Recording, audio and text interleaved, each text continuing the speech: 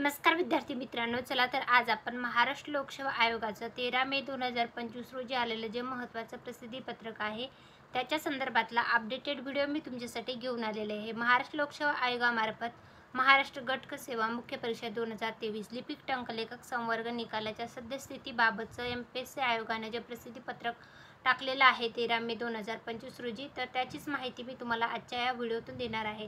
तर व्हिडिओ शेवटपर्यंत नक्की पहा आणि व्हिडिओ आवडल्यास व्हिडिओला लाईक करायला विसरू नका। तर महाराष्ट्र लोकसेवा आयोगाची महाराष्ट्र गट सेवा मुख्य परीक्षा 2023 मध्ये लिपिक टंकलेखक या संवर्गाच्या तात्पुरत्या निवड याद्या आयोगाच्या संकेतस्थळावर दिनांक 16 एप्रिल 2025 रोजी प्रसिद्ध करण्यात आल्या आहेत। त्या आधारे दिनांक 17 एप्रिल 2025 रोजीच्या प्रसिद्धीपत्रकान्वये उमेदवाराकडून भरती प्रक्रियेतून बाहेर पडण्याचा विकल्प ऑप्टिंग आउट मागवण्यात आले होते। सदर अंतिम निकालाबाबत उमेदवाराकडून वारंवार विचारणा करण्यात येत आहे।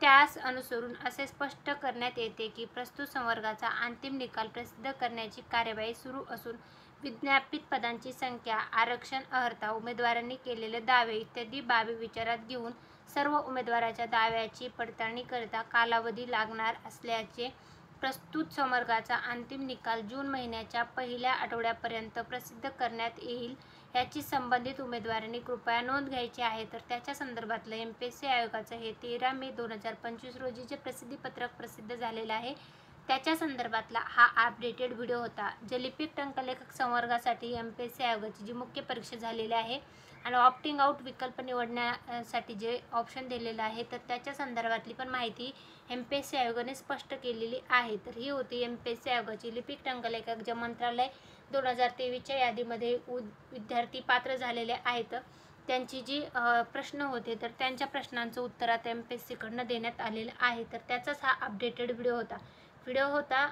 प्रसिद्धीपत्रकासंदर्भातला। याच्यामध्ये तुमचे काही शंका किंवा डाऊट असतील तर कमेंटमध्ये विचारू शकता। व्हिडिओ आवडला असेल तर व्हिडिओला लाईक आणि चॅनलला सबस्क्राईब पण करू शकता। धन्यवाद।